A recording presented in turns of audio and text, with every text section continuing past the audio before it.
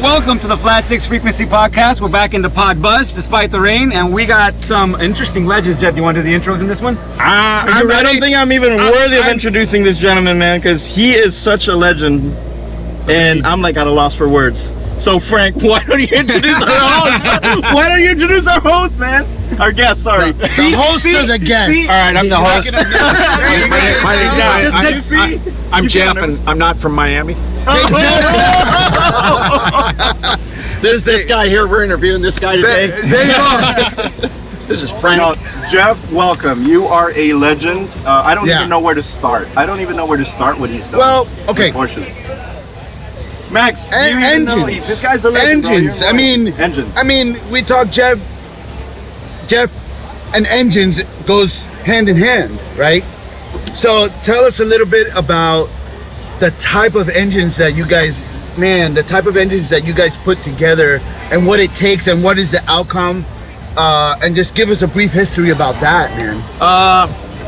Well, I'll start kind of earlier on. I started working on Porsches when I was 15. Okay. Wow. My neighbor had a 67S, and I worked on it for nothing when I was a kid. Okay. And then I went to college to become an electrical engineer, and I hated it, so I quit. Got a job at a Porsche shop in 1983. Whoa. Nice. So I was a professional Porsche mechanic for 15 years, working on for two different shops, and then in 98, 97, 98 I started my own business. Okay. And so I started RothSport. Right. During that time, though, I got to work with Brumos on the Bridgestone supercars. Ooh, I did 6 years with Alex Job on the endurance cars. Cool. Alex Job Racing. We did Daytona, Sebring, Petite Le Mans. Yep. Went to Le Mans with a GT car. Won. How did you guys do at the time? We won the championship. He won. Championships. We've won Daytona, Sebring, Petite. I was a crew chief on a winning GT car at Le Mans. We're not worthy. So let me ask you my next question. What are you doing here? What are you doing here? Well, listen, man. The whole pro race thing is all cool, but man, traveling, it's just brutal. So, and I had a business that the whole time I was doing this with pro crewing. Yeah. So I got kids, I got a business, and blah blah blah. So 2004 was my last year of professional crewing, and I just concentrated on my business. But my whole background is 911s, 911s, 914 6s, 914 356s. Sixes. So, I mean, it's morphed into, we basically are so busy we can only work on air-cooled cars. We have so much work. Yeah. I mean, we do some Metzger-based GT3 stuff, Okay. mainly because they got a Getrock box and they got they got a Metzger motor. Components, I don't work on. We just don't work on any of the M series engines, M96, 97, 87, whatever. Okay. Yep. And it's not that we don't want to. We just have so much air-cooled work that we just.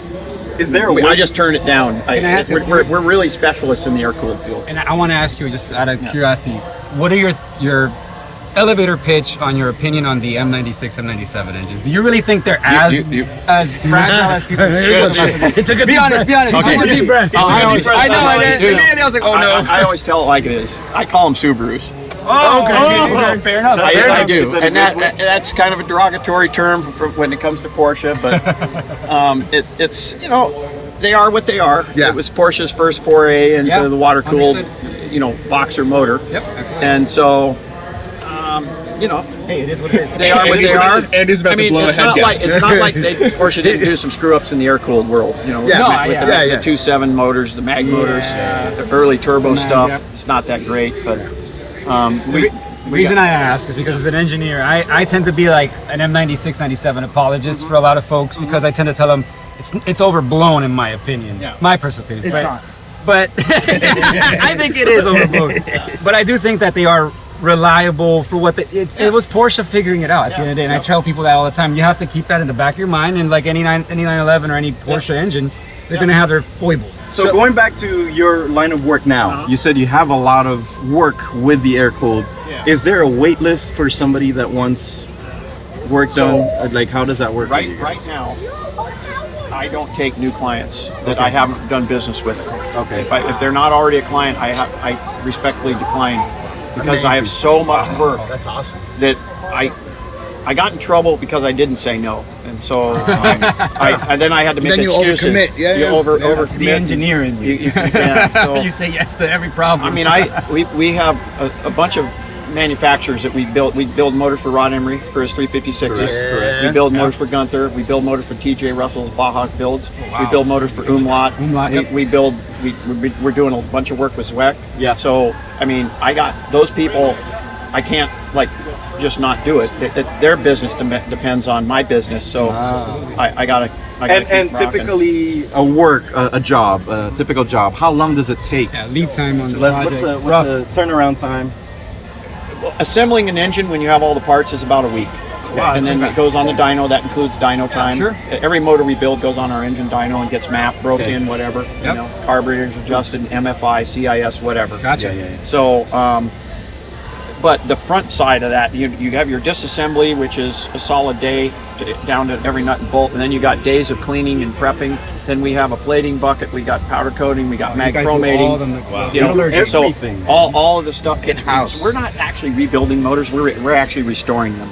Okay. Because there is, That's the word. you know, all the zinc plating is junk. You know, all the seals are junk. All the mag chromating is gone off the magnesium. You know, so we have to all the engine sheet Bring it metal back to life. it has to be restored and repainted. So we don't just build a motor that looks ugly after we get done with it. Even though it's nice and new, it's like a new engine. Do you have a project that you're most proud of? The creme de la creme. The creme de la creme. Yes, That's a you good know, question. we Yeah. build, tough you know, one. we have a 67S in the shop that is totally stock, Aga Blue, beautiful 67S, and the car is fully restored by a really good shop in Denver, and we got the drivetrain. They send us the car after it's all restored, and we put it all in, align it, corner balance it, set the car up, make sure all the wiring plumbing is good, and the motor is totally stock. I mean, I dig that just as honestly as much as I dig the RWB with the water air intercoolers. We got to get a picture of that one. Yeah, I mean, that was like a really weird project. They said, I got a kind of an idea. So we restored a 934, like a real one. Yeah. The Jaeger car. The one that's got all the history. Yeah. So that car is we so actually scanned the plenums, which are magnesium, and scanned a bunch of the pieces and then reproduced them. Because we built the clone 934, and then I had, you know, we actually 3D printed those plenums in aluminum. Wow. And they're painted to kind of look, you know, Sure. Well, that's a lot of work. not aluminum. And yeah, so I said, let's do a cool 934-ish, funky, That is you know, twin turbo. 934 is a single turbo, and in between there they have just a single butterfly. So we just did twin and did a crossover thing. bump. And in between those there's a union there, so you have boost equals That's that. amazing. So what's next on the horizon for you guys? If you can kind of forecast a little bit. I don't know, man. If you There's can so say- much. There's so much going on. There's so much going on. We're I have special engines that I'm building for some of the manufacturers. You know, Right. Gunther just came out with their super whammy slope nose turbo thing that's got about 1,000 horsepower. You know, it's E85. So that thing there, we're going to start. The production starts this year. I have a question about that. What do Yeah. you think about E85? Because some people say that eats at the motor. Well, so we don't have E85 in Oregon.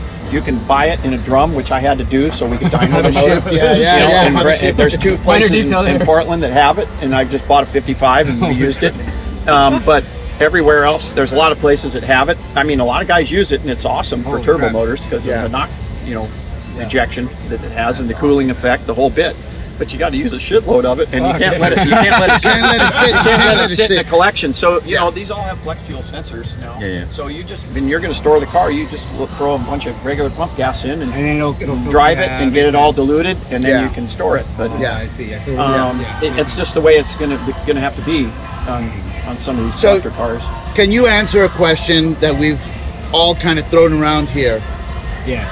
Carburetor or fuel injection? Love them.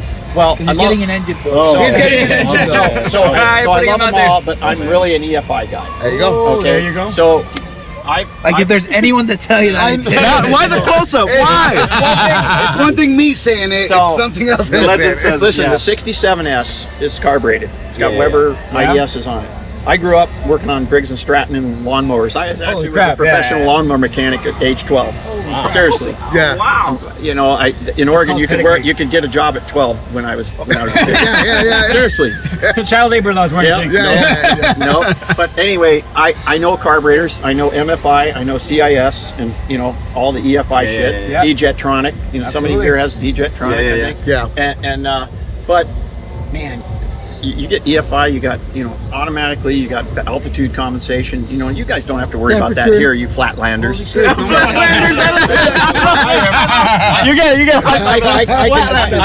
I can drive an hour out of Portland and be at, you know, 10,000 feet. You know, so we gotta have. Well, this is Barrow. You know, to a guy that wants to drive cross country on a 912. Let's drive it here to California. Knows nothing about carburetors. And I'm like, dude, get fuel injection, man. You're gonna be stuck on the side of the road somewhere in Arizona. Yeah. And you're not gonna know what to do. Yeah. Well, you are going to struggle when you go up the mountains. Okay. It's going to go rich, you know. And you can change jets, and then you got to change them back. You know how to change jets? Nah, I don't even know. Do you know how to jet? What I'll do? I'll send him an email. I hope he answers and say, "Hey, I'm stuck in Arizona." Hey, what is he gonna say? He's gonna say, "I told you so." He's gonna send you a picture. He's gonna say, "Refer to your last video." Yeah. Oh my gosh. Okay, so you have your answer. The engine's already almost here, so send it back. Send it back, bro. It's all right. You can, you know, you're going to go up some hills and you're going to go down some hills. It'll work. But can you change it after? You can change it after, right? To go to fuel injection or jets? To fuel injection. Oh yeah, you can do it. Oh, okay. Although retrofits are you're not. So here's the thing. I have a 76 912E. Oh yeah. So the fuel injection technology is 50 something years old, and that's the tough part. So that's why. If it were my car, and I had that car, I would fuel inject it because it was fuel injected. I would just put different fuel injection on it. Improve what's there. Yeah. So Gen V in England, they're the ones who make my throttles. I have those cast for me, my direct-to-head throttle bodies. Okay. They make what they call a heritage throttle body. It's a 40 IDA Weber. Okay. 48 IDA Weber with injectors in it. The internals are gutted. So it looks old. It looks just like a Weber carburetor. Yeah. They make a triple also. I put them on 911 motors. And with the stock air cleaner. Out of England. Yeah. So I'm gonna rewatch this video and just rewind to what he said. Take notes. What did he tell me? So you can you bolt them onto a Weber manifold on one on each side. I would go dual carb and dual EFI EFI carb bodies. They call them heritage throttle bodies. Amazing. Okay. So this is awesome. They probably have a linkage setup for a Type 4. Okay. You know, I haven't actually done it on a Type 4 yet. But it can be done. I'm sure theoretically, it can. Yeah. But sure, so you're going to have a proper crank sensor. Yeah. And if you want to do sequential, you'll have to put a sync sensor on your motor. But you can go batch fire with your original fuel injection. Sure. So you can go 2 and 2, 2 and 2. Yeah. And it's all in your wiring harness. Dude, my brain is exploding right now. Brilliant. I'm really gonna rewatch this video and just to that section and send this straight to the guy building yard. That's what I want. What management would you use? Do you have a management choice? No. So money, it varies widely. Okay. And capability, I mean, we use Motec exclusively, mainly because their service is second to none, and their quality is second to none. Got it. So we tried back in the day. I put my dyno room in 2002. Okay. And we started mapping motors with EFI. Before that, we were using another guy's dyno, but in our own room, we bought everybody's ECUs, Haltech, Motec, all the different ones, DTA, and we tried them all out, and they all work. The motor runs, Mega Squirt runs, but it's all in the knowledge of how you got to know how to use the software to get the tune right. That makes sense. And so, in order to get good, you can't be using 10 different ones. You're never going to. It's going to take you 40 years to get good. Yeah. So we stuck to Motec because we had great service. Okay. And support. Optimization engineering. Optimization. Yeah. I mean, now it's just M130. What you could do is you could get a gold box, an M84 used from somebody, because people are they're doing is they're taking the gold boxes off and updating to 130s. Okay. And you buy a used M84, and that'll do everything you need it to do. And then you build a harness, and Bob's your uncle. No pressure there. We are No all pressure. gonna leave this Oh my van gosh. educated. I feel smarter already, man. Let me ask you a That's question awesome, that's a man. little bit off the cuff. You may or may not want to say this, but I'm sure in all these years you've had personal vehicles. What is your favorite personal vehicle, if you can? Or this is off limits? Yeah. Well, What do you my drive? personal driver, I shipped it out from Oregon. It's a 90 C2 in Dunkel Blue. Oh, Nice. Is it here? Yeah, it's on the. I got here after 10, so You're they- back it's there. right We're around- gonna it's look literally for it. around the corner. So that's your go-to vehicle. That's my. It's a great story if you want to hear it. I would Do we it. would love Let's to. do it, man. So We would love in 2011, I'm dealing with a buddy of mine in Portland, had a wrecking yard, and he was parting out Porsches. And I said, man, I got a standing order for gearboxes and motors with him. So he would call me anytime would come in because I need first crack. And so he says, hey Jeff, I got a really low miles 964 motor here in gearbox if you want it. I said, okay, I'll be out. So I drive across town. I get there. I walk into the yard. I go, man, where's this crashed car? He goes, well, it's right here. And it's this absolutely perfect 60,000 mile Dunkel Blue 964 with not a scratch on it. Oh my God. I go, man, what's wrong with it? He goes, open the deck lid. Total mouse shat upon. oh my God. They had pulled the dealer, they took it to the dealer, they pulled the fan out and the heater crap off, and the whole motor was covered with mouse.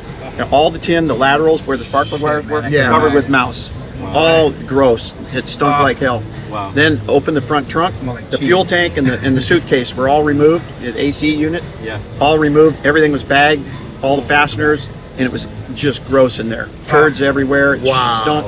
I opened the door, mint condition interior. Oh wow, Not, really? not one turd in the interior. Wow. Not one turd in the interior. Holy crap. So it's all mechanical. dark blue and tan, Yeah. beautiful combo. I bought the car for 13 grand. Oh. And Whoa, and how long ago was this? 2011. 2011. Wow. I told you guys, Yeah. 964s were cheap back Yeah. then. I don't know. I bought the whole car.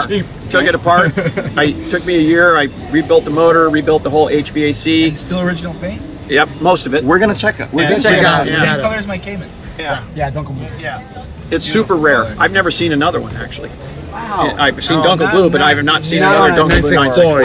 yeah. I'm a big believer in driver's cars. So since 2011, Yeah. how many miles have you put on the car? 25,000. And really- it's not that many because I drive so many cars. Yeah. That's why I had to ask. Understood. That's why I had to ask. You know, so okay, so that's my personal car. I also have a 993 RSR, a real one, There you go. that I raced in Daytona in '97. Wow. Finished fourth. Good. Damn. Out of Out of I don't know how many cars were in the class. GT class was very popular. There was 80 cars started the race in '97, and we finished 12th overall, fourth in class. that's super cool. That's yeah. That's super So cool. Very cool. we were on the podium with 1 hour to go, and that RSR Motorsport multi-rib belt tensioner bracket broke at 1 hour to go, and Jorge Trejos was in the car. He breaks in NASCAR 3. He comes into the pits. Yep. I had figured out that was a bitch to change the belt and the whole bit, so I had all these tools and methods figured out. Yeah. And then I jumped over the wall and changed the bracket, and we got back out, and that basically took us off the podium. But we were back You were right on the so line. Billy Oberlin was leading by 1 lap in a I was Beamer. gonna say you guys were a couple and laps and off then there was already. all the rest were RSRs. And we were going to be second or third depending on our fuel the guy's fuel in the last pit stop of the day. Right. And it just Trying to stretch the last yeah. minute. So I could have been standing up there throwing fuck, champagne, that's but no. Amazing.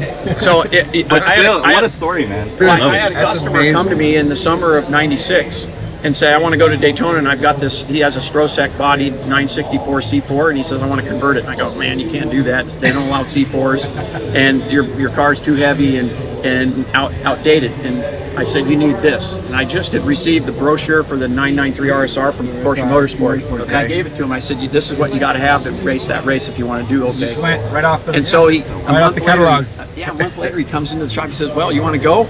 I go, "What do you mean?" Yeah, I went do out and got Daytona. I it. said, I bought the car. Wow. Get this, 125 grand Oh my God. with spares included. spares included. Yep. Wow. Spare wheels, spare rotors, all that What a stuff. time to be alive. Yeah. So Amazing, dude. I got a local guy who'd been there 7 times to Daytona. Daytona. Yep. And then he hired Jorge Trejos, who's the South American dude South that won American, yeah. won the GTU champ the year before. So he was a pro driver in GTU and had a title. and he paid him to do it.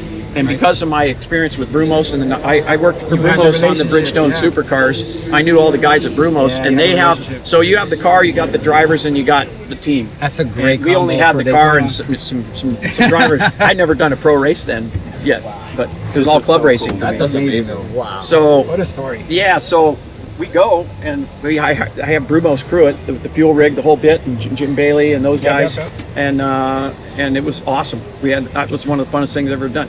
John Piero Moretti in the 333 SP. I'm going 162 on the limit. Yep. On the trial, and the 333 SP goes. Boom! He just My lined whole car goes 3 lanes over. Yep. And they're going 206. Wow. And then we go down into NASCAR, into The NASCAR turn one. You go into one, and you brake 100 miles an hour for that corner. Sure. And the 333 goes boom, right in front of me, and bing, bing, bing, bing. Flames are going bang, bang, bang, bang.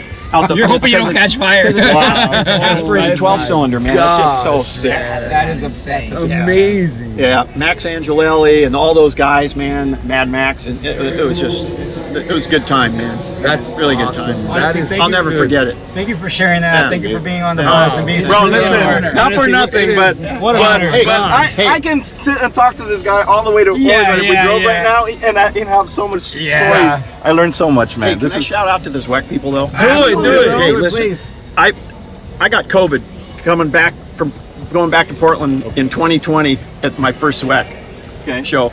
I got COVID. We didn't know it, And then COVID was but still. this happened, like right now, and then COVID hadn't really been announced. Correct. We didn't know it, and me and my buddy that flew back, man, we were sicker than hell for like 10 days, and I'm going, man, I can't taste shit. I'd never been that sick. Yeah. I didn't even go to work, which is rare.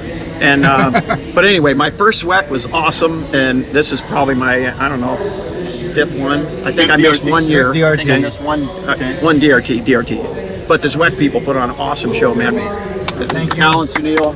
So, Alan Sunil. Yeah. where can we find you guys on social media? Well, I have an Instagram, RothSport Racing. Okay. But I don't post a lot. There's actually quite a few older posts there. Okay. There's a video on YouTube if you guys want to check out called Gemini.